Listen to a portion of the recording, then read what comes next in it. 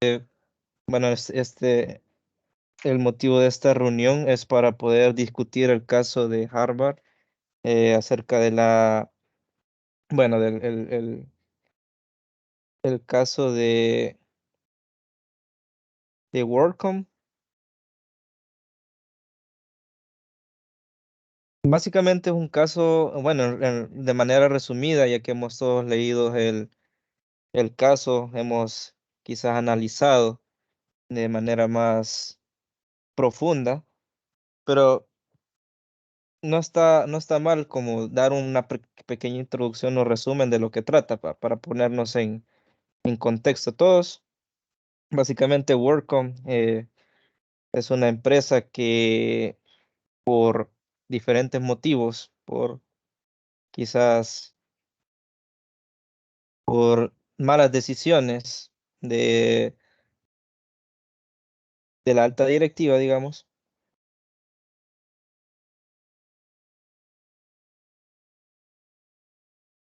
modificó información tanto financiera como a nivel fiscal también, para llegar como a los cumplimientos de sus objetivos. No cumplimiento real, sino que una forma de disfrazar ese alcance, esas metas que se proponían, con el fin de básicamente eh, satisfacer los intereses de la junta y de la persona que estaba encargada como asesor en ese entonces.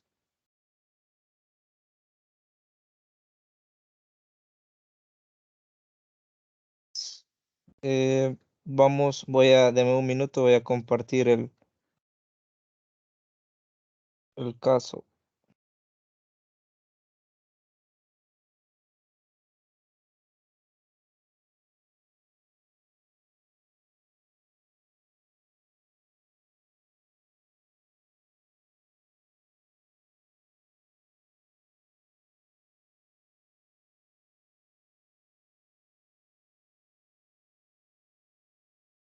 Vamos a discutir un poco de los puntos más relevantes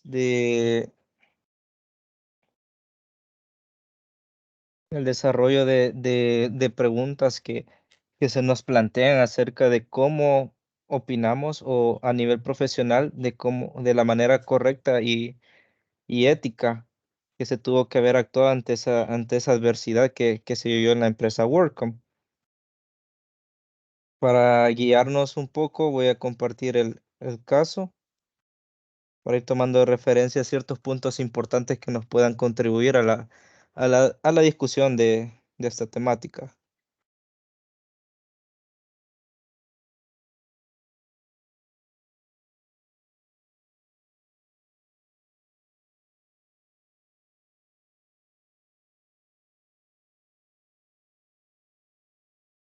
Bueno, me confirman si se logra visualizar.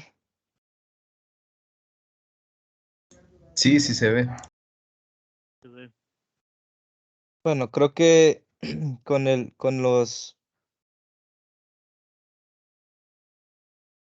como de manera introductoria nos da como una cita de el ex fiscal general de Estados Unidos, Richard A Thorburn. ver, Hola,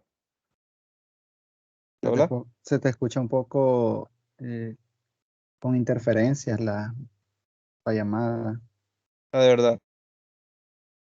Yo te escucho bien, la verdad que sí te escucho bien. También te escucho bien. Pues Luis, quizás tenemos problemas de señal.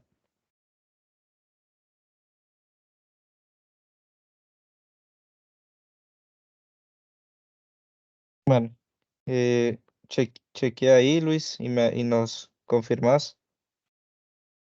Bueno, continuando, nos da la cita de Richard Thornburn, el ex fiscal general de Estados Unidos, como una manera introductoria bueno, de ponernos como un poco en contexto de lo que va el tema de WorldCom. Y nos menciona que no podría haber quebrado como resultado de los actos de un número limitado de individuos, sino más bien para que eso pudiera ocurrir, tuvo que producirse un fallo generalizado del sistema de contratos internos, gobierno corporativo y responsabilidad individual, creando una cultura en la cual pocas personas asumieron responsabilidades hasta que fuera demasiado tarde.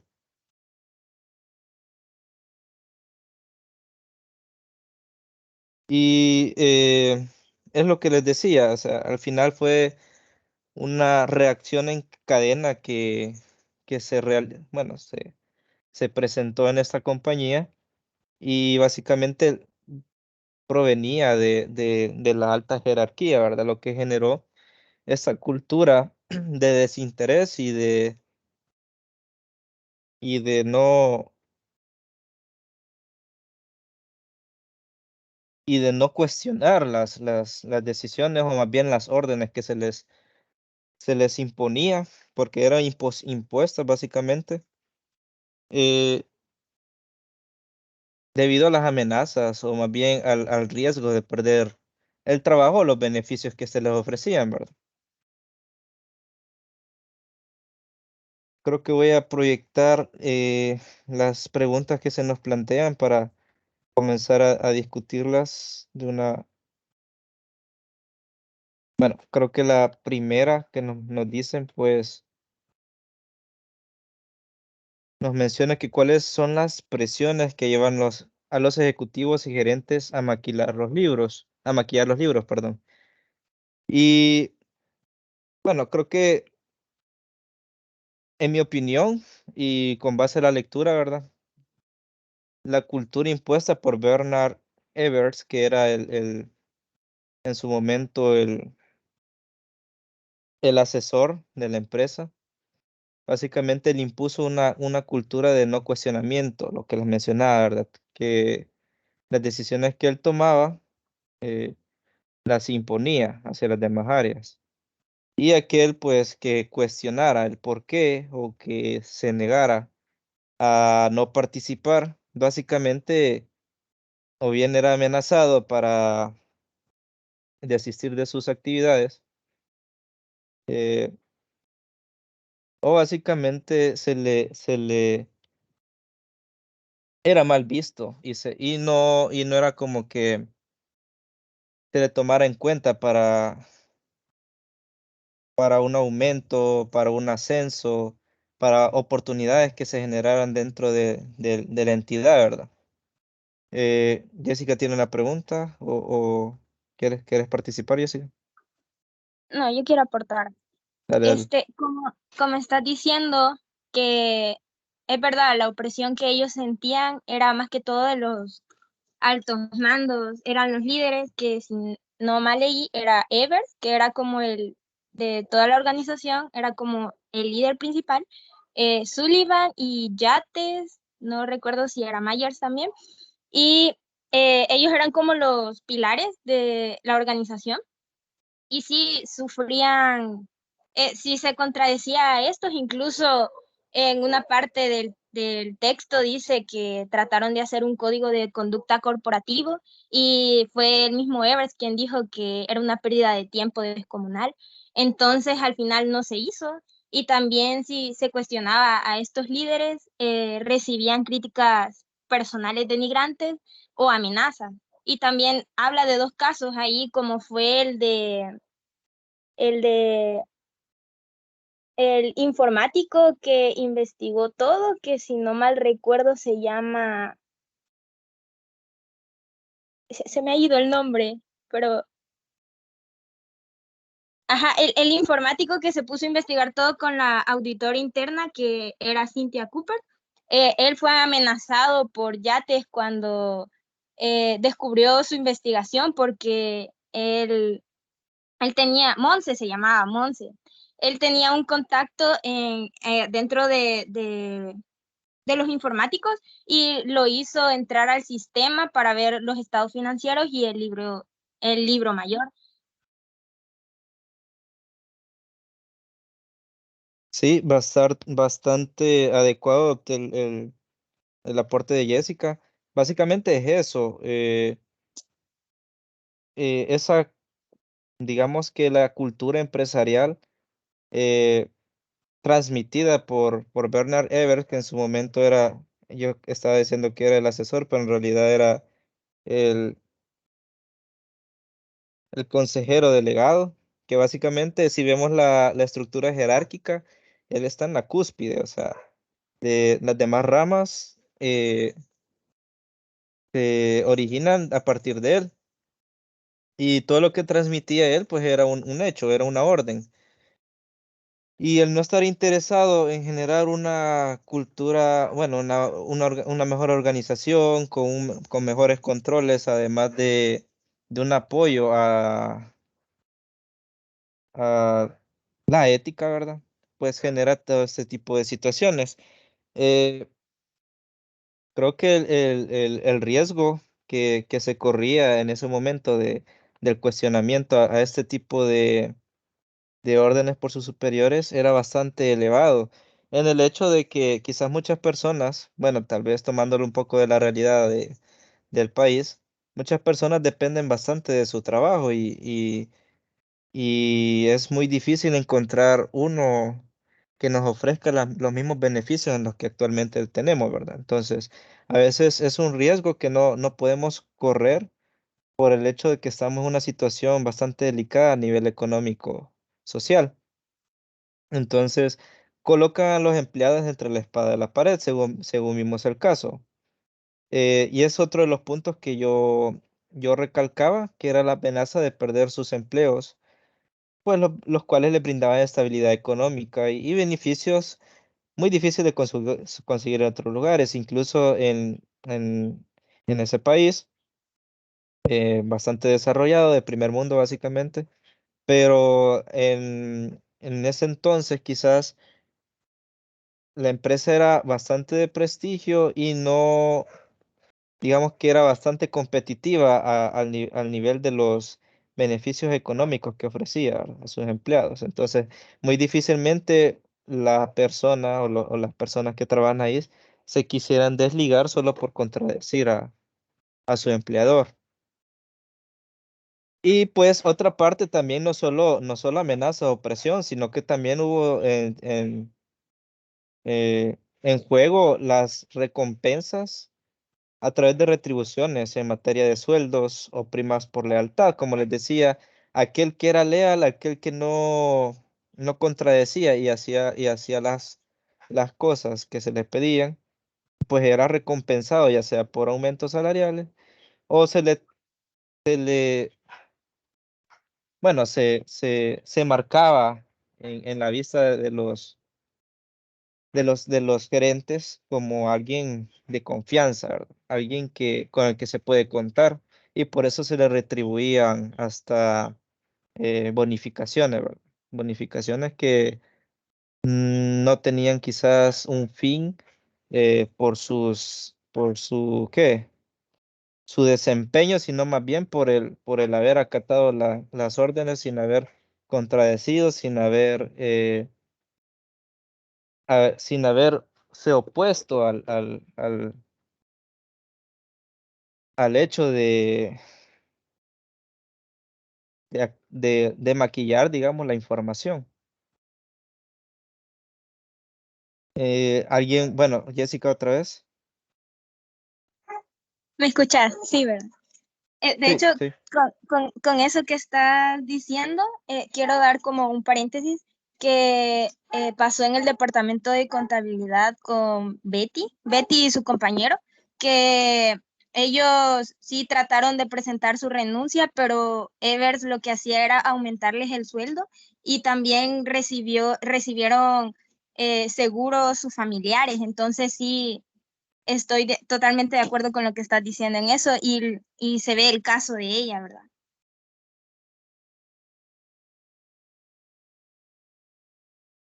Sí, Ricardo. Yo también estoy muy de acuerdo con lo que has mencionado y me interesa bastante cómo lo podemos aplicar en la vida real, ¿verdad? Como decías, a veces la presión, ¿verdad?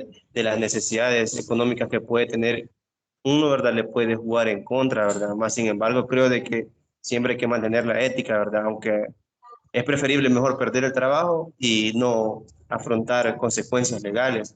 Y solamente mencionar, ¿verdad? Otro punto clave para que se diera esta cuestión en la pregunta uno es que el objetivo de Qualcomm era convertirse en el mejor valor de Wall Street, así como se menciona en el caso, ¿verdad? Esto quiere decir, ¿verdad?, de que querían aumentar el valor de sus acciones en la bolsa. Esa misma presión que ellos tenían, ¿verdad?, los incentivaba a los directivos a llevar a cabo cualquier tipo de proceso para lograrlo. Entonces, eso podría mencionarse que también fue un punto en contra, ¿verdad?, de tener esa presión, ¿verdad? Y los directivos necesitaban resultados, más sin embargo no era la manera más adecuada de efectuarlo. Entonces, sí me interesó bastante eso de que leí, de que hacía mención de que ellos querían posicionarse como una empresa, ¿verdad?, como una de las mejores en Wall Street. Nada más hasta ahí mi participación en esta pregunta. Ok, muchas gracias. Bastante acertada la opinión. De hecho, no nos vamos muy lejos, quizás en nuestros trabajos, o tenemos personas a las que conocemos que viven en situaciones similares en donde la presión por obtener resultados, pues resulta una bastante estresante, digamos, porque a partir de nuestros jefes inmediatos puede ser, o de las subjerarquías que nacen, pues ellos tienen una presión desde las altas direcciones y ellos también expresan su frustración por alcanzar ese tipo de objetivos a través ya puede ser por no asumir bien su liderazgo y optar por tomar inclusive en muchas ocasiones acciones que no están bajo las normas éticas, no está bajo la forma correcta de actuar, ¿verdad? Y a veces la presión, digamos, del que está, del eslabón más débil, digamos, a nivel jerárquico de las entidades, pues no tiene más que, pues, acatar indicaciones. Claro, que creo que un poco el mensaje de todo esto es de que como profesionales nosotros tenemos que regirnos bajo las normas éticas, no importa quién nos dé la orden, si algo no está regido bajo lo que es correcto a nivel tributario, a nivel administrativo, bajo el código de ética, pues nosotros como profesionales tenemos que negarnos a hacer algo que no es correcto, que puede traernos consecuencias a nivel personal, pero es lo mejor. Además que si no se respeta el código de ética, pues se llega a ese tipo de situaciones, ¿verdad? Situaciones en donde hay consecuencias bastante graves a nivel legal y que nos pueden perjudicar incluso más. Veo que tenía la mano levantada, Brian. Sí, solo fíjate que agregar algo más ahí, aparte en la cuestión esa de las presiones, o sea, todo lo que han dicho está bien, muy bien, excelente, pero fíjate que hay algo más que yo considero, más bien he leído ahí en el caso, que dice de que para convencer a la señora contadora, creo que se llama Betty, los gerentes aceptaron, ¿cómo decirte? Reconocer la culpa, pues, digamos, hacerse cargo de las posibles consecuencias. Entonces, y de hecho les dijeron también de que no estaban haciendo nada de fuera de lo legal, pues nada ilegal.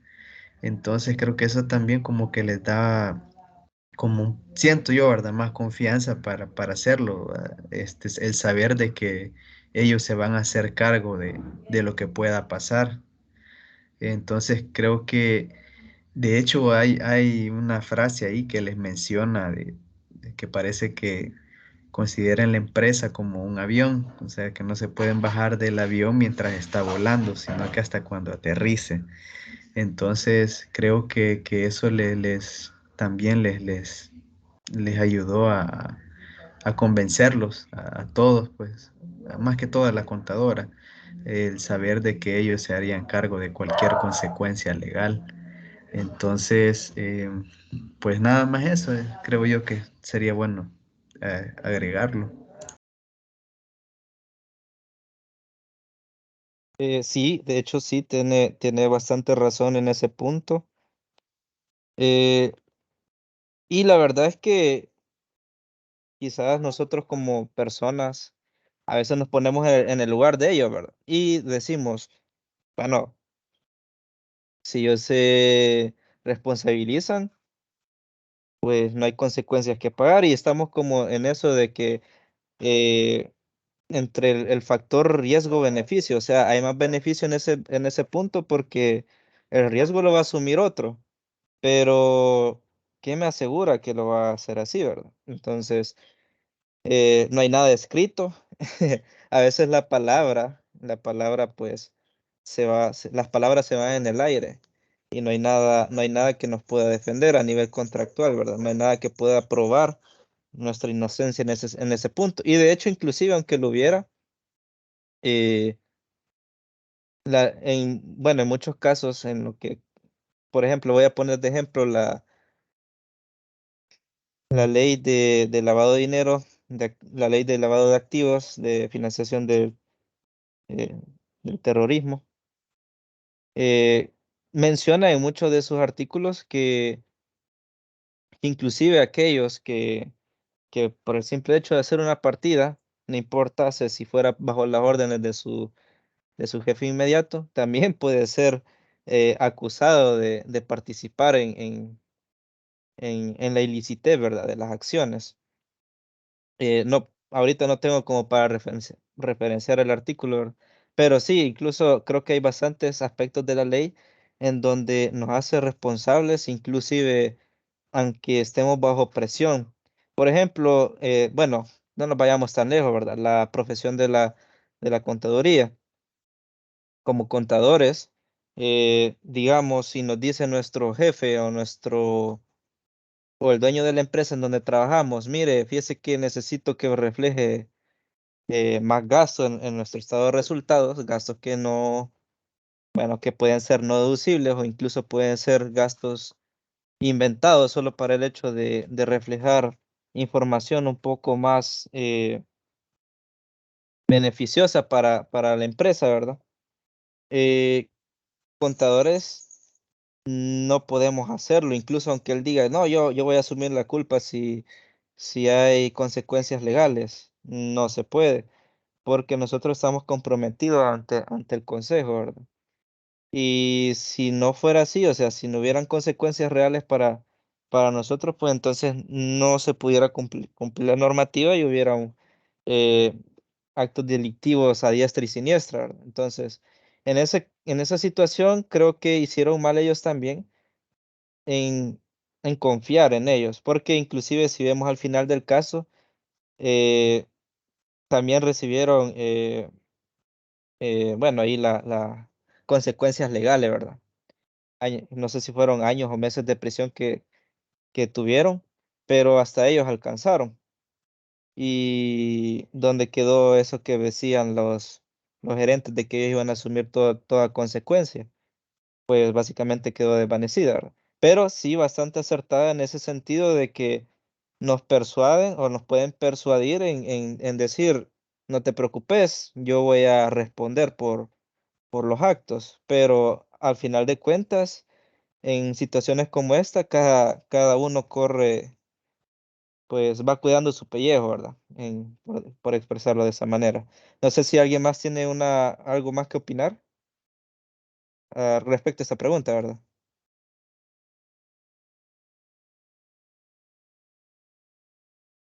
Bueno, entonces creo que procedo a Buenas noches. Hola, sí. Yo solo abonando, ¿verdad? Todo lo que están diciendo. Y sí, con lo respecto a lo que yo he leído, ¿verdad? También eh, hacer hincapié en que, ajá, los trabajadores estaban como que entre la espada y la pared, ¿verdad? Porque, o sea, ellos querían, o sea, no estaban ejerciendo bien su trabajo debido a que sabían de las malas acciones que estaban cometiendo, pero por el hecho de buscar otro trabajo y no no poderlo, ¿verdad?, realizar, a pesar de que era una gran empresa, pero digamos, afuera en las otras compañías que se dedicaban a la misma, a la misma categoría, se menciona ahí en la lectura, ¿verdad?, que estaban teniendo pérdidas, entonces era como que evidente que, o sea, ellos tener ingresos y tener ganancias, o sea, es como que algo muy, muy obvio, ¿verdad? Entonces, solamente eso, está como, tenían mucha presión ante los directivos de la alta gerencia, entonces era como que no podían, o sea, no hallaban qué hacer, la verdad, ¿verdad? Solamente eso. Ok, ok, muchas gracias Luis por el aporte. Bueno, creo que ya con estas opiniones, creo que todas han sido bastante acertadas al análisis del caso. Eh, Creo que podemos continuar con la siguiente, ¿verdad? La siguiente pregunta es, ¿cuál es el límite entre la suavización o gestión de ingresos y el fraude? Bueno, les voy a comentar lo que yo opino,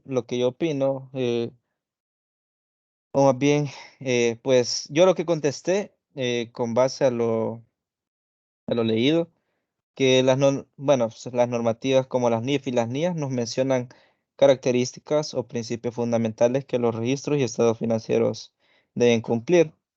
Basándonos en esto, en el momento que cuando se deja de reflejar fielmente la realidad económica financiera por la por la que la empresa está pasando, sugiere sospecha de acciones fraudulentas, dada que conlleva la tributación errónea, exhibición de información engañosa hacia accionistas y entidades financieras y gubernamentales. Creo que, eh, bueno, con respecto a lo que hemos aprendido, ya sea a nivel académico y laboral, sabemos de que la revelación de información es bastante importante y que la materialidad influye bastante en los datos que reflejamos en nuestros estados financieros o en nuestros registros contables y administrativos. Eh, una, digamos, hay límites entre suavización o gestión de ingresos y el fraude. A veces, digamos que no hay un límite escrito, digamos, a partir de los $100,000 ya es fraude, pero menor a eso es suavización. No hay un límite escrito. Todo, pero sí hay una coherencia con la información que se debe tener bastante en cuenta y hay que saber en qué momento, digamos, si el dato que estamos revelando, qué tanto influye en lo que es la realidad en sí de la información que estamos presentando. Al menos eso es lo que yo opino, ¿verdad? No sé si alguien tiene alguna opinión para abonar más a la respuesta.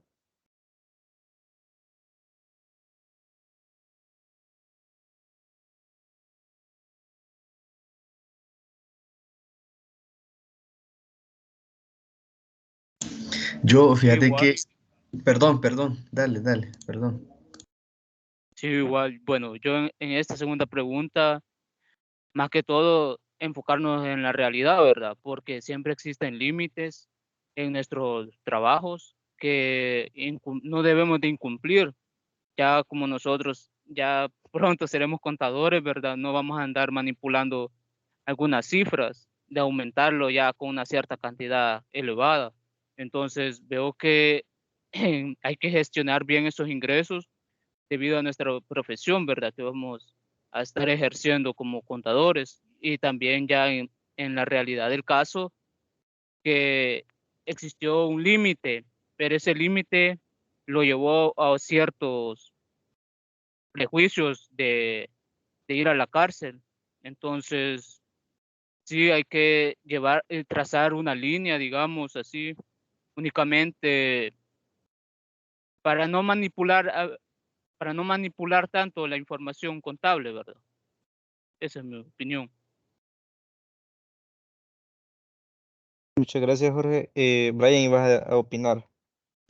Sí, vaya, yo en esta pregunta, la verdad que busqué, bueno, en internet, ¿verdad? Busqué un concepto de qué es la suavización, porque en lo personal no sabía qué significaba eso. Y pues, buscando ahí encontré que es como una estrategia financiera, que supuestamente lo que busca es como igualar, bueno, te lo voy a leer textual, que tiene como objetivo igualar las fluctuaciones en las ganancias de una empresa con el tiempo. O sea que es como manipular, dice acá, el momento o el reconocimiento de los ingresos y gastos para crear un flujo de ingresos más estable. No sé, yo lo entiendo de la forma en que este, tus ingresos y tus gastos no los declaras, supongo yo, en el mismo periodo, sino que como que los, no sé, acumulás y digamos, este, va, estos gastos no son de este mes, los voy a poner al siguiente para mantener un como equilibrio, y no sentir, digamos, un bajón cuando tus ingresos sean menos, ¿verdad? Entonces, algo así lo entiendo yo, como suavización. Entonces, la pregunta dice, el límite entre la suavización o gestión de ingresos y el fraude. Como te digo, yo leí ahí que dice que es una estrategia financiera, pero basándome en lo que has puesto ahí de las normativas, bueno, supongo que también, o sea, no existe ese límite, pues, de que la suavización sea algo que sí se puede hacer y que está el límite del fraude. Supongo yo que, según esto que has puesto acá, la suavización, pues, no es correcto, no es una práctica correcta, aunque el concepto diga que es una estrategia financiera, y la verdad desconozco que las empresas lo apliquen, pero en lo personal pues siento de que no sería correcto manipular la información, y coincido con el criterio de todos, de ustedes, los que han opinado de que no es correcto, y de hecho el límite no existiría, aunque los conceptos son diferentes, buscando la definición de ese concepto, y creo que esta es un poco diferente al fraude, pero igual la práctica no es correcta. Sí, de hecho, una estrategia financiera, lo que es la suavización, básicamente, digamos, pongámoslo como referenciando el caso, podría ser como una reversión de las provisiones, ¿verdad? Obviamente que WorldCom lo llevó hasta el límite porque revertía millones, miles de millones de dólares en provisiones, lo que ocasionó una gran, eh, digamos, un gran impacto al nivel de los, de los resultados, porque básicamente no estaba reconociendo esos gastos que iban a tener en los periodos posteriores. Ricardo, ibas a opinar. Sí, la verdad es que me parece muy interesante. Yo puntualicé, ¿verdad? Según lo que leí, algunas de los factores, ¿verdad? Cuando se hizo ese cruce, ¿verdad? Que ya se trató de un posible fraude. Y uno era exactamente lo que estabas mencionando, que era la liberación irregular de provisiones, ¿verdad? Porque la empresa se aprovechó y presentó un beneficio en las cuentas totalmente inflado. ¿Esto qué le permitía, verdad? Lo que es ocultar las pérdidas que realmente se producían. Más sin embargo, no se pensó, ¿verdad?, de que al omitir esas provisiones, como tú lo decías, se iba a presentar un gasto total en cierto periodo, ¿verdad? Otro factor también fue la capitalización de los costos corrientes, porque la empresa sentaba contablemente multitud de pagos a proveedores, como por ejemplo los que podemos mencionar, alquileres de redes, inversión o un gasto corriente. Por eso la amortización reflejada correspondía solamente a una parte del gasto anual, dando como resultado erróneos e imprecisos, ¿verdad? También quería mencionar otros dos puntos, que era la falsificación de informe, ¿verdad? Porque la documentación aportada y supervisada por los auditores de la empresa era modificada con falsa información. Como lo mencionábamos anteriormente, ¿verdad? De que aquí se miraba mucho lo que era el aprovechamiento, ¿verdad? De ciertos puestos. Por ende, se hacían esas malas prácticas. Y otro era la malversación de fondos, ¿verdad?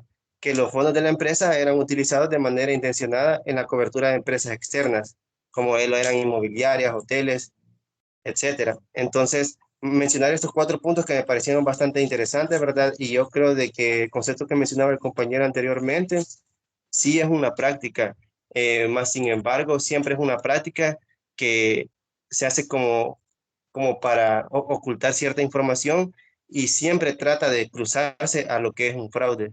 Nada más sería mi opinión en esta pregunta. Ok, muchas gracias, Ricardo. Sí, bastante, bueno, creo que bastante eh, certero los puntos que tocaste, porque inclusive ahí hasta algunos gastos los hacían pasar por los que el giro, digamos, o la actividad de la empresa, ¿verdad? Pero en realidad eran gastos que a nivel personal, digamos, para que mantener vida de lujo, digamos, gastos que, que legalmente no se tenían que haber deducido, fueron maquillados estratégicamente para hacerlos pasar por parte de la actividad de la entidad, ¿verdad? Eh, no sé si hay alguien más que va a aportar o con esto eh, procedemos a la siguiente pregunta. Yo, Ever, igual que Brian, yo también no tenía muy claro lo que el concepto de suavización de ingresos, entonces también lo había investigado, ¿verdad? Y sí, encontré lo mismo, ¿verdad? Que decía que era una estrategia, ¿verdad? Igual, a simple vista, quizás se podría ver mal ciertos ajustes al momento de hacer una suavización de ingresos, ¿verdad? Pero leí que esta práctica, ¿verdad? No es ilegal, pero se tendría que seguir los principios de contabilidad generalmente aceptados, ¿verdad? Entonces, eso sí lo recalca muy bien, que tendría que estar eh, dentro de esos principios para hacer, digamos, esos ciertos ajustes, ¿verdad? Que, como lo ponía el ejemplo Brian. Entonces, solamente eso. Ok, sí, creo que es bastante enriquecedor el analizar ese tipo de casos porque vamos encontrando términos que anteriormente no conocíamos, como en este caso la suavización o gestión de ingresos, ¿verdad? Y sí es una estrategia financiera, pero obviamente hay que actuar de manera sabia en utilizarla porque el tomar una mala decisión o el ajustar datos que no tenían que haber sido ajustados o valores, eh, bueno, pueden conllevar a actuar de manera fraudulenta, ¿verdad? Siempre hay una raya entre lo bueno y lo malo y muchas veces está bastante eh, propensa a cruzarse, ¿verdad? No sé si hay alguien más que quiera opinar sobre esta pregunta o proseguimos.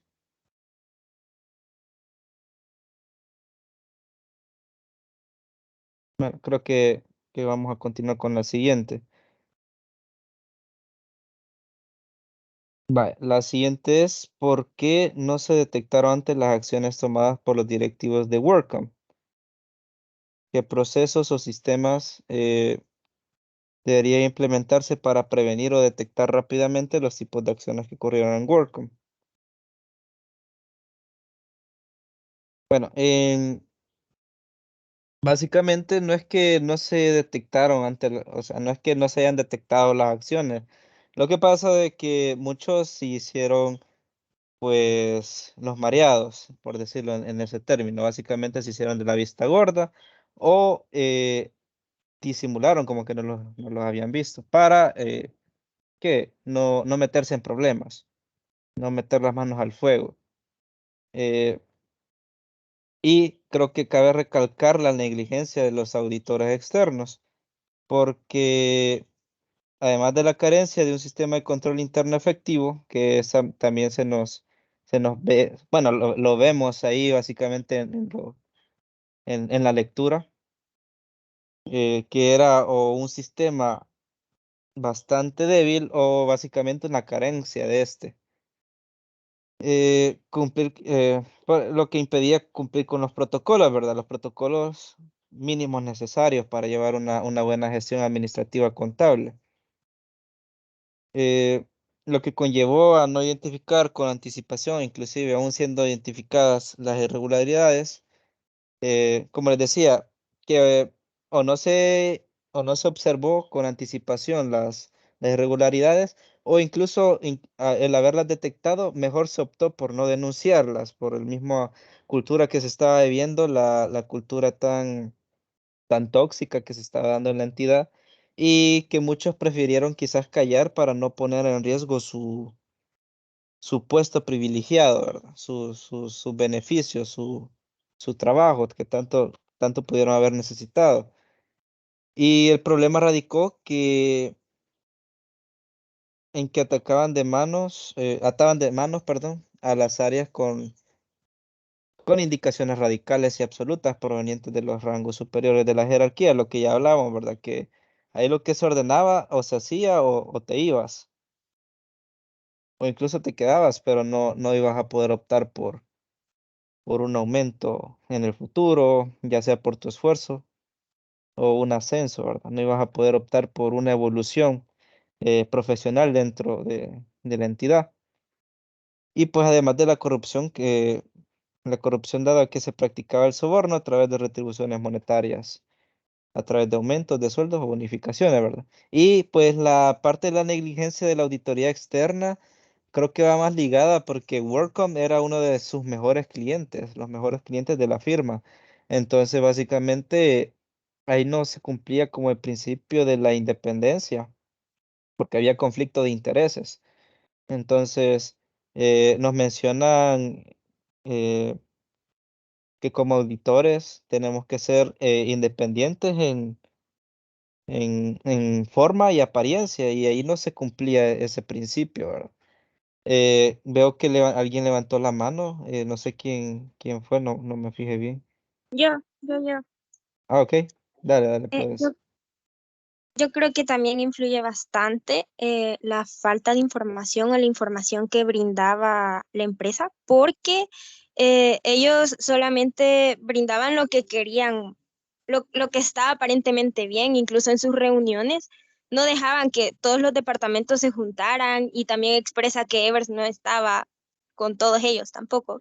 Entonces, presentaban reportes, pasaban cuadros con unas partidas, pero nada, nada claro. Y con lo de auditoría externa, también ellos eh, sí se detectó el error, porque él dice que se expresa, creo ahí, que Volcom era como un gran problema o algo así, dice él, pero poco a poco también, al darse cuenta Worldcom de esto, los que mandaban en la organización le fueron dando menos información también, solo le mostraban lo que quería que vieran. Así que yo creo que la carencia de información también tuvo mucho que ver en eso.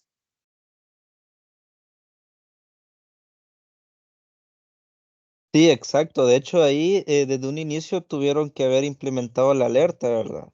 El auditor encargado, haber puesto la alerta de que no estaba recibiendo la información necesaria, que no estaba obteniendo la contribución o más bien el aporte de las áreas, ni el apoyo, ¿verdad? De las áreas a las que se estaba auditando.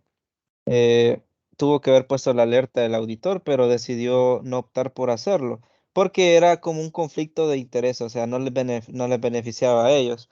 Y sí, como dice Jessica, sí hubo esa observación, porque en la lectura menciona de que se categorizó a WorldCom como de un riesgo bastante moderado, pero decidieron como darle el beneficio de la duda, ¿verdad? Inclusive con todas las sospechas que estaban a la vista, básicamente. Le dieron el beneficio de la duda y lo categorizaron un rango un poco más moderado. Em, de hecho, ahí fue bastante como, digamos, a nivel interno, pues tal vez los ataban de manos, pero a nivel de la auditoría externa, que era la que tiene que dar el cumplimiento legal, eh, pues ahí fue más que todo una negligencia, una falta de ética profesional en ese sentido. Em, no sé si alguien más tiene algún aporte para abonar a esta pregunta. ¿Sí, Brian? Sí, yo la verdad que no sé si tendrá que ver, hay un apartado ahí del caso que habla sobre la cultura corporativa y desde ahí se describe lo mal que estaban organizados, ya que no, creo que no tenían contacto. Incluso ahí menciona de que se hablaba con personas que ni sabían que existían, pues, y no sabían también que tenían oficinas en ciertos lados. Entonces yo pienso que desde ahí quizás o sea, la mala, ¿cómo decirte? Comunicación, podría decirse, ayudó también a que las decisiones estas no fueran detectadas, pues y aparte lo que ya mencionaste, ¿verdad? De toda la negligencia de los auditores y la carencia del sistema de control interno, pero igual siento que quizás desde un inicio ya venían, o sea, mal en comunicación, porque para detectar, no sé, errores o algo, algún problema, considero que la empresa debe estar bien, ¿cómo decirte?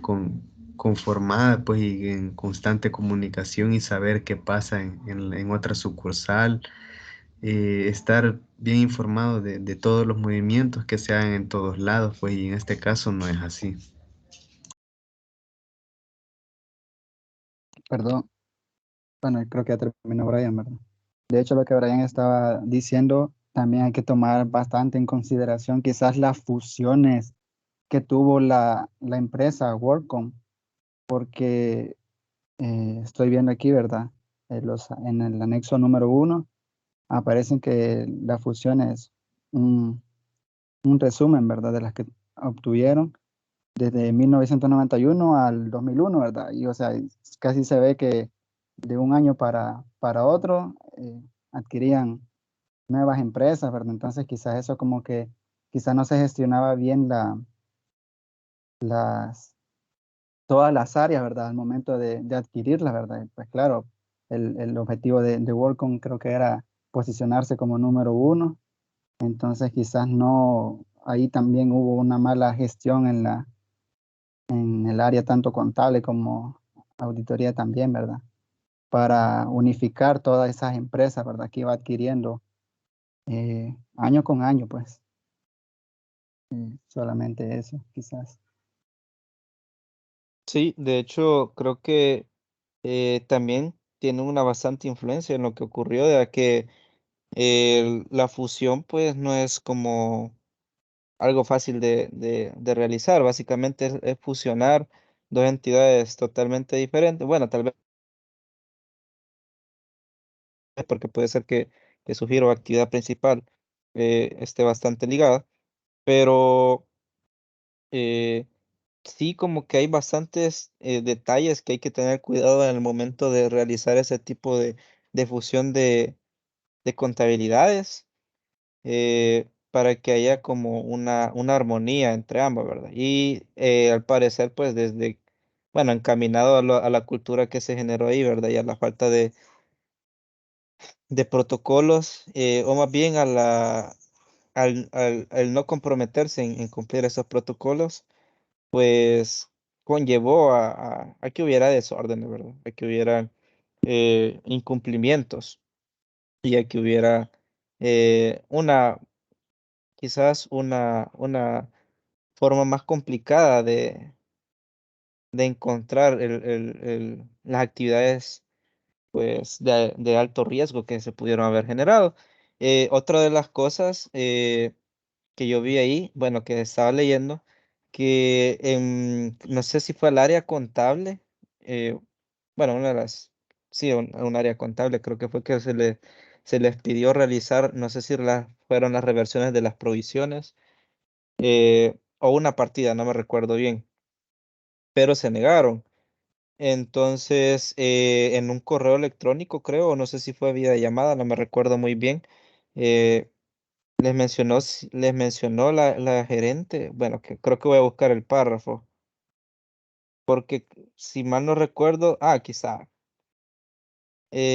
Myers le pidió a David, bueno, voy a ver si se los puedo, lo voy a compartir para leérselos textualmente. Aquí está. Si yo recordaba esta parte, donde dice que en una ocasión Myers pidió a David Shineman, no sé cómo se pronuncia, director financiero en funciones de la UUNet, que liberara provisiones de línea. Pues sí, eran las provisiones para su unidad de negocio. Pero Schneemann le pidió una explicación. Básicamente ahí esta persona, el director financiero, lo cuestionó. Y es aquí donde entra lo que les mencionaba, de que había una cultura de no cuestionamiento a las órdenes, no importaba de qué índole fueran.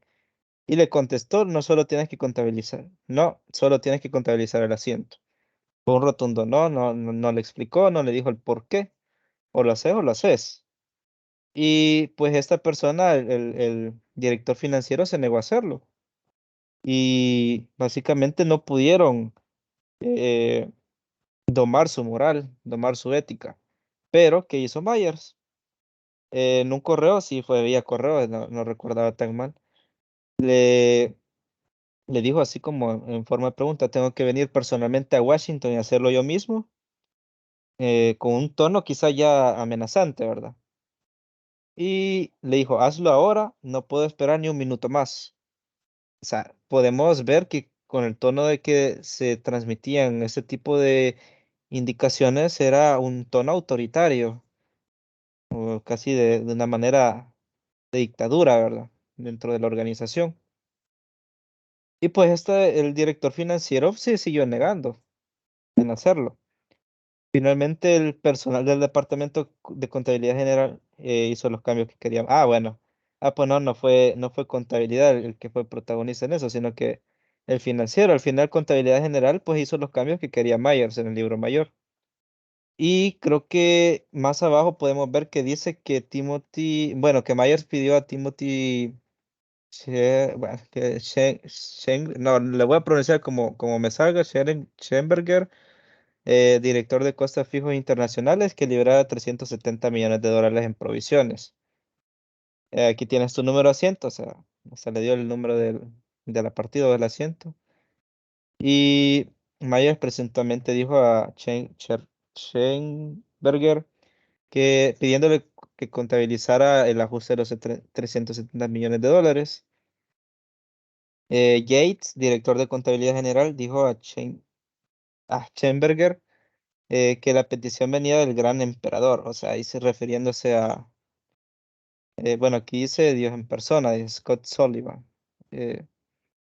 Pero también esta persona, Schengenberg, se negó a contabilizar el asiento, o sea, eh, básicamente podemos ver que se oponían, inclusive, sabían de que era una mala actuación y aún así se negaron. Ahí va ligado lo que es la ética profesional, lo que es la moral y pues básicamente no es. Y también se negó a facilitar el número de cuenta para que Mayer pudiera apuntar el mismo el asiento. O sea, se negó a hacerlo y se negó también a facilitarles a ellos a que lo hicieran.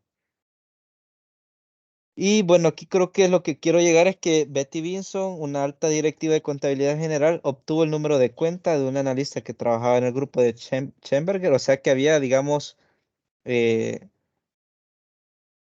digamos, espías que le facilitaban a los demás, o sea, básicamente movían a sus peones para poderlo hacer, porque vemos que recurrieron a Betty Vinson y mandó a uno de sus subordinados a que hiciera el asiento, o sea, inclusive el encargado del área se negó a participar, se negó a facilitarle, pero ellos aún así se rebuscaron por otros empleados que quizás ni eran del área para que lo hicieran por ellos mismos. Entonces, a esto quería llegar, por lo que mencionaba Brian también, que, que no había como, digamos, ni siquiera algunos que quizás ni se sabía que trabajaban ahí, ni se sabía quién eran, y andaban como navegando por las áreas que ni siquiera eran en las que laboraban para participar o para facilitar las acciones fraudulentas, ¿verdad? Sin que los encargados de cada área se dieran cuenta, porque podemos ver aquí 2 personas se negaron a contribuir, pero aún así se rebuscaron por ejecutar sus intereses, ¿verdad? Vuelvo otra vez a la pantalla del cuestionario. Hasta ahora no sé si alguien tiene un aporte adicional. Yo lo único que quería agregar era de que, como mencionaban ustedes, ¿verdad? De que la función de auditoría ahí fue una de las principales que se vio expuesta, ¿verdad? Ya que como nosotros, como futuros auditores, debemos de tener en cuenta que el código de ética, perdón, hace mención a lo que es el principio de independencia, ¿verdad? Ya que un auditor no puede estar en ningún lado, sino que siempre ser objetivo y evaluar, ¿verdad?, conforme a los controles que establezca, y así emitir dictámenes, ¿verdad? De que ya sean buenos o malos para la empresa, pero con el fin de corregir ciertos errores. Si se hubiese hecho de una manera correcta, se hubiera evitado todo el fraude de que la empresa estaba realizando, ¿verdad? Y lo que yo observé, ¿verdad?, cuando leí el caso fue de que la auditoría adoptó una posición en la que trataba de contentar a los gerentes de la empresa, ya que le interesaba más la relación comercial que el control adecuado y preciso de sus cuentas. Y esto se mira mucho en la realidad, ¿verdad? Porque a veces cuando las empresas contratan firmas, esperan que las firmas sean como que emitan dictámenes favorables, ¿verdad? A pesar de que ellos conocen que la profesión se basa, ¿verdad?, en ser observativos, analíticos y asimismo eh, exponer todos los errores que la empresa esté cometiendo para subsanarlos en el futuro, ¿verdad? Creo que ahí el despacho externo cumplió un papel importante, ¿verdad?, para que el fraude y todos los problemas se dieran al final. Esa sería mi aporte en esta pregunta. Creo que ustedes ya mencionaron lo más importante, pero solamente recalcarle de que como futuros auditores debemos cumplir el código de ética y los principios que se establece. Sí, exactamente. Básicamente ahí falló la auditoría externa en ese sentido y pues al final la firma o el despacho queda pues por los suelos, ¿verdad? Por ese tipo de situaciones en las que bueno, este tipo de situación que sucedió y pues pierde básicamente ¿qué? Se me va la palabra. eh, Credibilidad como despacho de auditoría. Eh, bueno, y contestando a la parte, siempre a la misma pregunta que dice, ¿qué procesos o sistemas deberían implementarse para prevenir o detectar rápidamente los tipos de acciones que ocurrieron en WorkCom? Eh, Al menos yo pienso que las acciones que debieron implementarse debían estar ligadas al apoyo y el empoderamiento a las áreas gestoras de los registros, ¿verdad? Administrativos, contables y financieros, permitiendo realizar el deber ser, el crear una cultura de respeto a los protocolos, desde la cúspide de la jerarquía hasta los niveles más básicos de esta, además de un apoyo a los empleados cuando exijan el cumplimiento de la normativa para impedir de esta manera la persuasión del personal por medio de amenazas. Entonces, básicamente, yo guié esta respuesta al, a crear una cultura organizacional en donde se respete la decisión de cada área siempre que vaya ligada a la actuación eh, más correcta. Entonces, como mencionábamos en los párrafos anteriores, inclusive las personas que se negaron a actuar, eh, que se negaron a actuar en contra de la legalidad, pues no se les respetó su decisión. Y en lugar de dejarlo hasta ahí, o sea, de decir, pero mira, o sea, tratar de llegar a un consenso o pedir su opinión profesional al respecto, para, en lugar de eso, pues decidieron actuar de manera inmoral y tomar las cosas bajo sus propias manos, ¿verdad? Pero creo que eso tenía que verse respetado, creando un sistema de control en donde básicamente se empodera al empleado, ¿verdad? A que él no tenga temor de exigir lo que es lo éticamente ilegal, correcto, bueno, lo éticamente correcto y también lo legal. eh, y que muchas empresas a nivel de El Salvador también pasan de que, digamos, nosotros no sentimos como ese apoyo de nuestros jefes y sentimos de que nos va a ir mal si no obedecemos en muchas ocasiones, o si nos ponemos en el plan de que exigimos lo que tiene que ser, pero luego van donde nuestro jefe y que nos pone mal o dicen, mire, me está exigiendo tal cosa y yo no se la quiero dar o no sé, y se ponen del lado de ellos. Entonces, creo que quizá más de algunos como profesionales, ya sea en nuestros anteriores trabajos o en trabajos actuales o mediante historias que hemos escuchado de conocidos, podemos llegar como a empatizar con las personas que trabajaron en WorkCom en el sentido de que no había un apoyo hacia, hacia ejecutar correctamente su labor. Y pues al carecer pues no había un compromiso por parte de ellos tampoco. No sé si hay alguno más como que nos pueda brindar opinión al respecto, respondiendo a la parte de qué procesos o sistemas deberían haberse implementado, ¿verdad?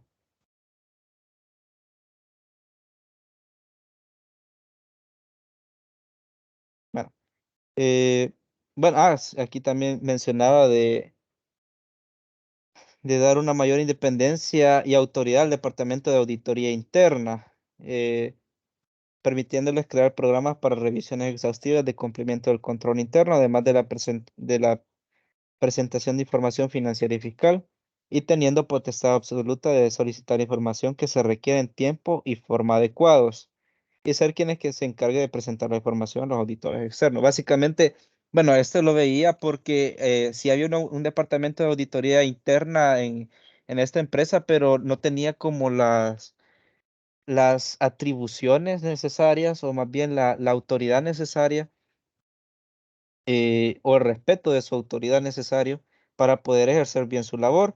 De hecho, no me acuerdo cómo se llama la encargada de auditoría, de auditoría interna, pero esta persona estuvo bastante indagando de manera exhaustiva todas las situaciones que se estaban dando y detectó de hecho los riesgos de fraude que hasta se rebuscó eh,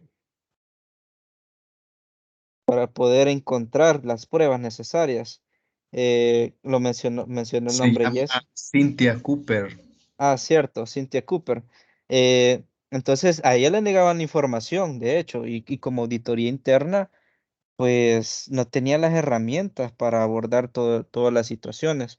Entonces, si le negaban las herramientas o los elementos que requería para dar un cumplimiento adecuado, obviamente se la negaban porque estaban ejerciendo fraude, ¿verdad? Pero en el deber ser, la auditoría interna tiene que tener bastante potestad porque son los encargados de velar para que el cumplimiento de las políticas y de los controles internos se esté dando adecuadamente para que ya en la auditoría externa pues todo vaya acorde a lo que es la legalidad y el cumplimiento, ¿verdad? De lo que está éticamente correcto y también lo que está siempre bajo la normativa legal. Entonces, básicamente eso quería recalcar también. Si hay algún otro aporte, lo pueden hacer ahorita, si no, pasamos a la siguiente pregunta. Fíjate que yo abonando a la tercera pregunta, la pregunta 2, ¿verdad? Ahí menciona, ¿verdad?, que los sistemas que deberían implementarse para prevenir o detectar rápidamente acciones fraudulentas como en WorkCom, ¿verdad?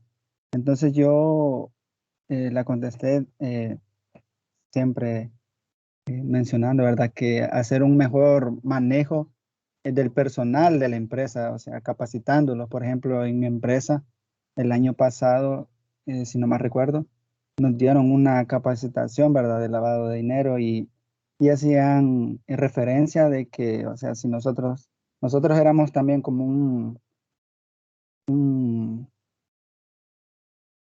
se me acaba de ir la palabra, pero teníamos mucho que ver en el sentido de que si nosotros mirábamos una acción que no era correcta o era indebida, entonces tendríamos que reportarla, ¿verdad? Entonces, quizás los trabajadores de Workcom en ese entonces quizás no tenían esa eh, libertad, ¿verdad?, de expresarse. Entonces,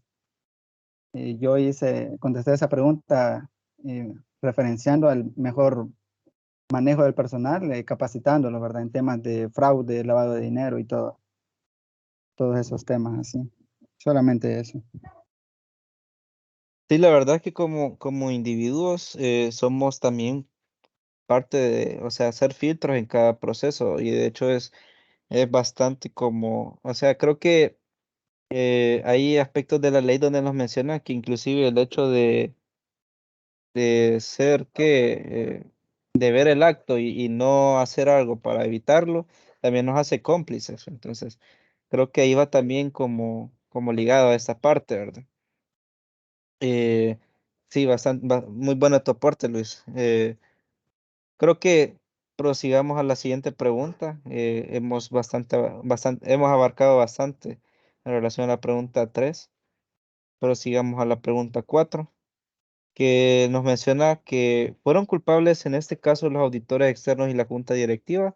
¿Por qué o por qué no? Creo que ya lo hablamos un poquito en la pregunta 3, en la pregunta 1, creo también. Eh, yo al menos, desde mi punto de vista, sí son culpables. En el caso de los auditores externos, incumplieron las normativas que son pilares para ejercer la labor de la auditoría. Por ejemplo, la NIA 240, que nos dice responsabilidad en relación con la prevención y detección de fraude. Y nos menciona el deber del auditor ante situaciones de tal índole, que son, pues, en este caso, en el caso de WorkCom, eh, acciones fraudulentas.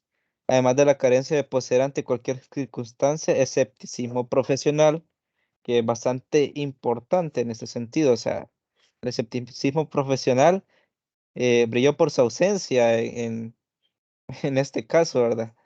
Y la independencia de hecho y en apariencia, que es lo que les mencionaba, ¿verdad? Que ahí había un conflicto de intereses eh, por parte del despacho de auditores eh, y los dueños de, bueno, sí, el auditor externo es quien vela por el cumplimiento técnico y legislativo. Por ello, el no haber identificado las acciones fraudulentas o inclusive aún con sospechas, el no haber reportado el riesgo de la ilegitimidad de la información, los hace culpables de ejercer de forma incompetente la profesión. O sea, no hay manera justificable de decir no, no tiene la culpa, porque es su labor y el no haberse, o sea, el no haber identificado esos índices de alto riesgo, pues los convierte en culpable también. Y en el caso de la junta directiva, pues son culpables indiscutiblemente, ya que incumplieron el marco legal adrede. O sea, ellos estaban conscientes de que no era algo lícito lo que estaban haciendo y movieron los hilos desde sus posiciones privilegiadas de autoridad para ejecutar las acciones fraudulentas de manera premeditada. La ética, la moral y la legislación fueron violadas de manera consciente, por lo que deben asumir las consecuencias. Y como vimos, bueno, como leí los párrafos anteriores, ellos básicamente movieron al personal como que eran peones para bueno, aprovechando su autoridad, su poder, ¿verdad? En la empresa, su nivel jerárquico, utilizaron al personal para, pues, realizar sus acciones fraudulentas en la entidad. Eh, esta pregunta quizás la hemos abonado en lo que hemos discutido las anteriores 3 preguntas, pero siempre como que cabe recalcar, ¿verdad? Todo ese tipo de situaciones. No sé si alguien más quiere abonar a esta pregunta.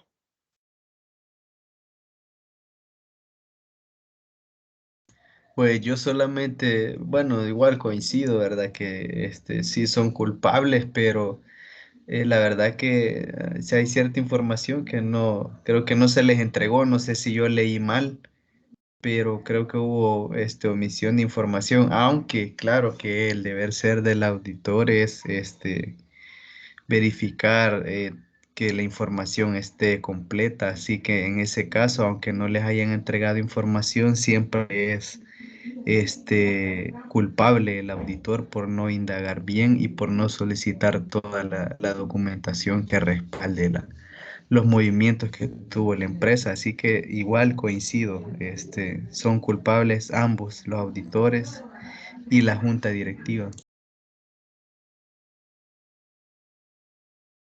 Sí, incluso, o sea, incluso se menciona de que en los momentos de la presentación de información había como una sospecha, o sea, hubieron sospecha de que empresas de el mismo rubro de WorkCom estaban pasando por situaciones económicas y financieras bastante malas, ¿verdad? Y a pesar de todas estas condiciones que estaba viviendo, WorkCom se mantenía con resultados similares a ejercicios anteriores. O sea, incluso ahí como que tuvo que haber sido una alerta para ellos, como para decir que están haciendo diferente o que se han mantenido, a pesar de que todos los demás del rubro están eh, básicamente sufriendo repercusiones, ¿verdad? Por el mercado. Y sí, o sea, la obligación del auditor es exigir la información y si no se le da, pues eh, dar aviso a alguien más que quiera aportar. Si no, pasamos a la última pregunta. Yo, bueno, ya dijeron la mayoría de cosas, ¿verdad?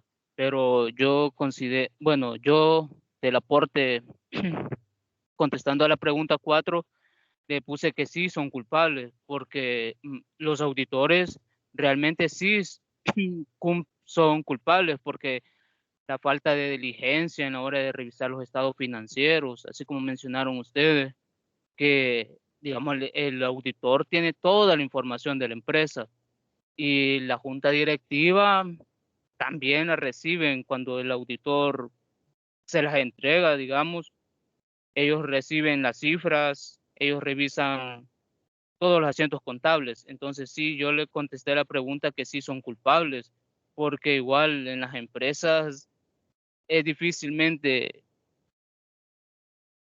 que no hagan un lavado de dinero, ¿verdad? Así como estaba haciendo Volcom.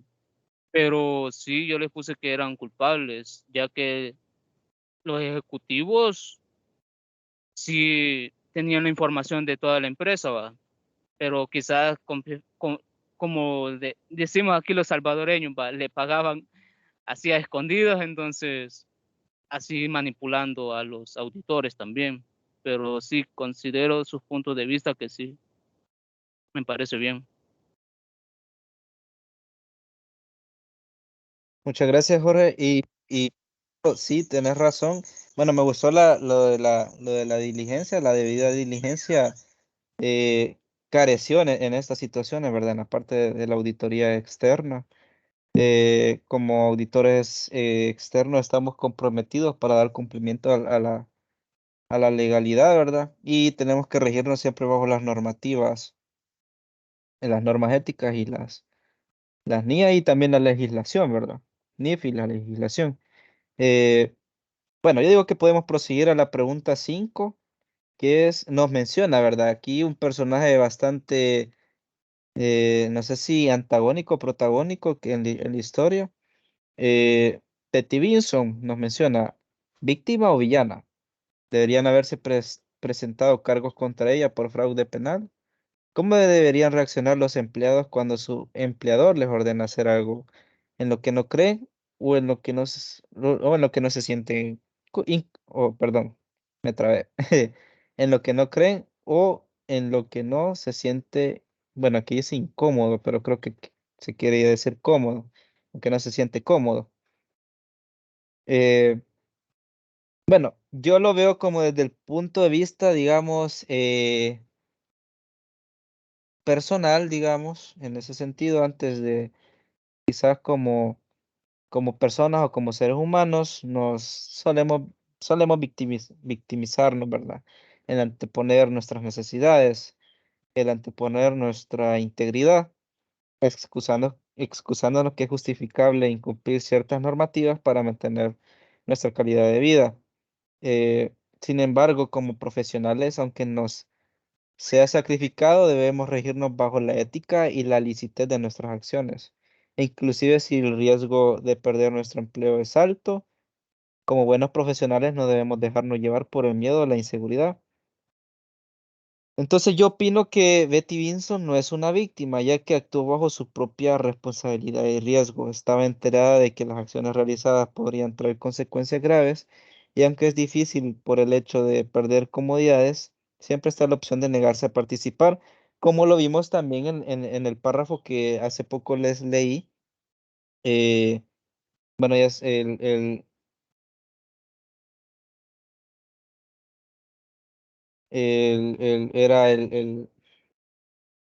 creo que el directivo financiero.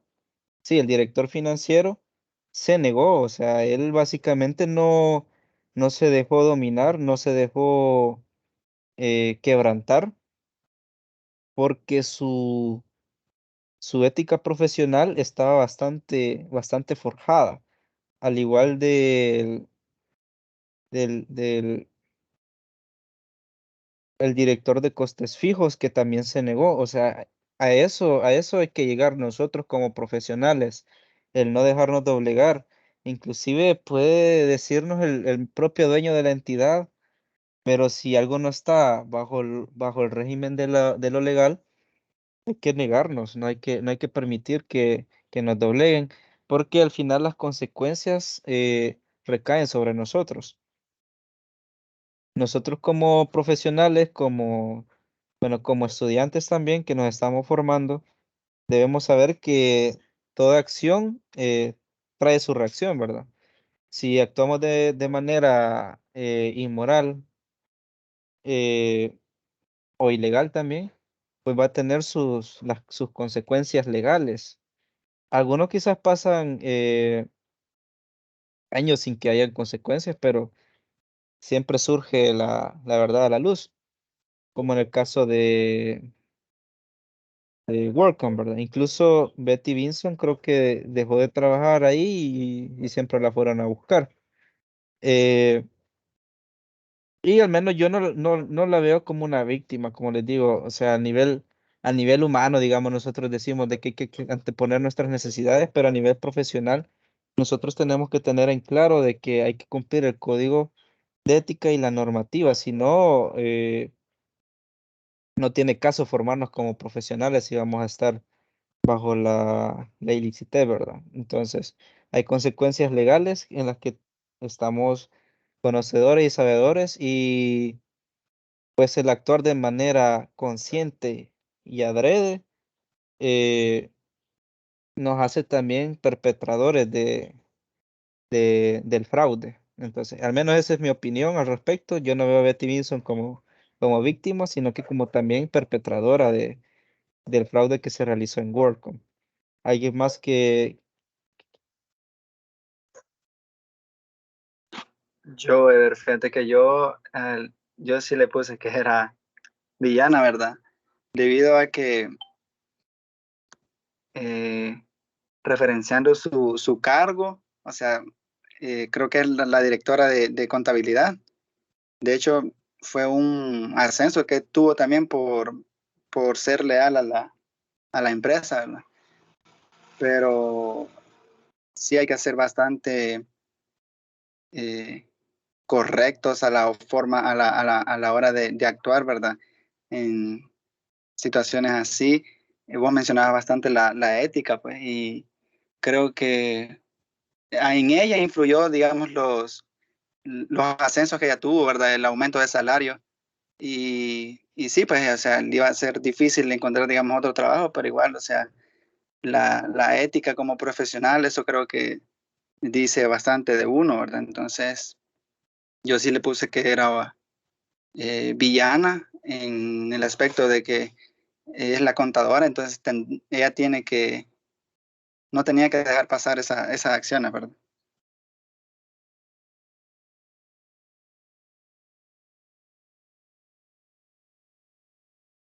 Sí, exactamente. O sea, básicamente, bueno, a nivel nacional, digamos, llega a ocurrir algo de eso y como le dices al Ministerio de Hacienda, no, él me dijo, ¿verdad? No, la verdad es que por eso es que es el Consejo de Vigilancia, de que va regulando las actuaciones de los contadores para evitar ese tipo de casos. Y en estas situaciones, si se llega a detectar, si se llega a detectar que el contador actuó de esa manera, pues básicamente le invalidan la credencial para que ya no pueda ejercer la profesión e inclusive si ya llega a una situación bastante extrema como esta, pues tiene consecuencias ya penales. Y sí, de hecho es bastante delicado, ¿verdad? Pero son el deber ser, de hecho. Jessica. Yo en lo personal creo que era una víctima porque ante la ley no, ¿verdad? Pero ahí te hace dos preguntas. Y yo sí creo que era una víctima por toda la presión psicológica que le pusieron también y también que los jefes le daban como el aval de hacerlo y le ordenaban hacerlo. Entonces, incluso dice que ella llegó a tener pesadillas, perdió peso. Y yo siento que sí fue una víctima en el ámbito psicológico, pero también respondiendo a la segunda pregunta que se hace ahí, considero que sí debería de tener cargos penales por las acciones que tuvo, ¿verdad? Pero sí considero que es una víctima en el ámbito psicológico. Así que para mí no era del todo villana. Sí, es que la verdad que si nos vamos a las causas circunstanciales, pues todos somos víctimas. Pero la verdad es que como profesionales, o sea, básicamente nos rige el, los códigos de ética, las normativas y la legislación y estamos conscientes de ello. Y aún estando conscientes y actuamos de manera adrede en contra de ellas, pues nos hace también responsables. O sea, siempre está la opción de negarse, ¿verdad? Yo sé que siempre es el camino más difícil, pero es el correcto. Entonces, no todo lo fácil es bueno, ni lo difícil es malo, sino que siempre hay que buscar la forma correcta de hacer las cosas. Y sí, digamos que está la forma en la presión,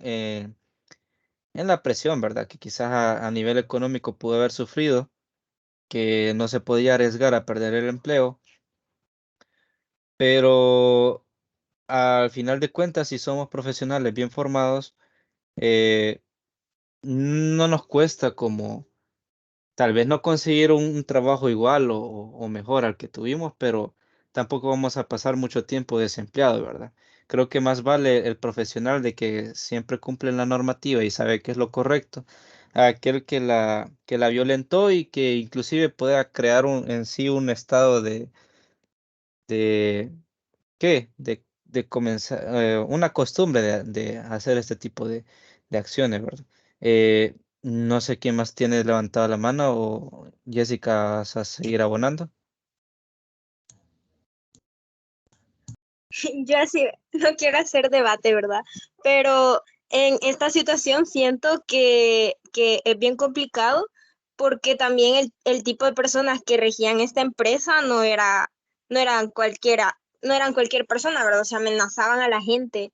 Y incluso lo que mencionaba, no sé si Brian, que decía que ya estaban en el avión y que el avión se podían bajar hasta que aterrizaran. Entonces yo siento que sí era bien complicado como salirse de ahí. Así que yo no estoy justificando tampoco las acciones que ella tuvo, porque sí te estoy diciendo que debería de tener cargos penales, pero no siento que ella haya sido como la responsable en sí de tomar todas las decisiones que tomó, sino que fue dirigida a tomar esas decisiones. Sí, o sea, ella no fue Es como mi el... opinión, ¿verdad? No, no, no, tranquila. De hecho, que para esto son este tipo de reuniones, porque todos tenemos una opinión totalmente diferente. Al final, esto nos ayuda a tener una perspectiva más amplia de toda la temática, ¿verdad? Eh, Pero como menciono, o sea, al final creo que no es como, no fue como la mente que perpetuó todo, ¿verdad? Sino que ella también fue parte bueno, fue peón en esta situación. Sin embargo, a nivel profesional también tiene hay que agarrar su poquito, ¿verdad? Hay que responsabilizarse de las acciones tomadas, sea por A o B motivo, sea por, ¿qué? Por prevenir riesgos de cualquier índole, pero al final nos rige la ley y si la incumplimos, pues llegan sus consecuencias, ¿verdad? Eh, digamos que quizás hay un punto medio. Sin embargo, no es inocente, eso sí está claro. Como lo mencionaste, Jessica, que sí estás de acuerdo en lo de en que tiene que recibir, pues, eh, bueno, asumir las consecuencias.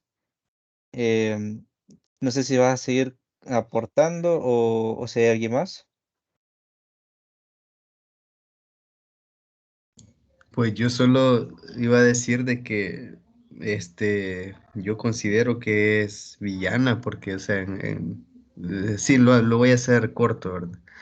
Desde el momento que tenemos la opción de escoger qué hacer, creo yo que ya es responsabilidad de nosotros y ella tuvo la opción de irse, pues aunque le dijeran que no se fuera y que ya estaban en eso, pues y tenían que seguir, pero igual tenemos la opción de renunciar y quizás ella se sintió comprometida por que ya lo había hecho, pues y también por los beneficios que tenía. Entonces, para mí, si existe una opción o sea, si tenemos una opción nosotros, ya es cuestión de nosotros, pero si en realidad no hay opción, pues y te están obligando a hacerlo y no puedes hacer nada, ahí sí lo considero como una víctima, es solamente.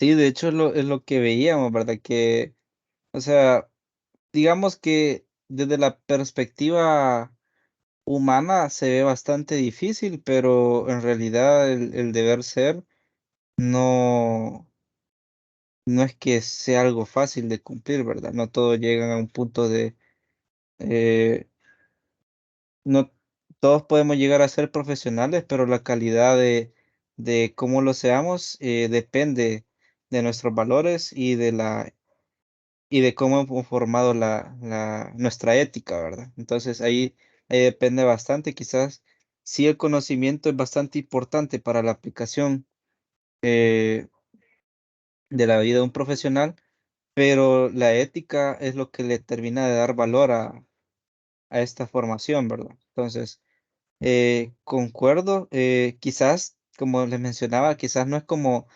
eh, o víctima o villana, sino puede ser un punto medio, pero igual, las consecuencias deben ser asumidas, ¿verdad? No hay inocencia en sus actos. ¿Alguien más que quiera contribuir?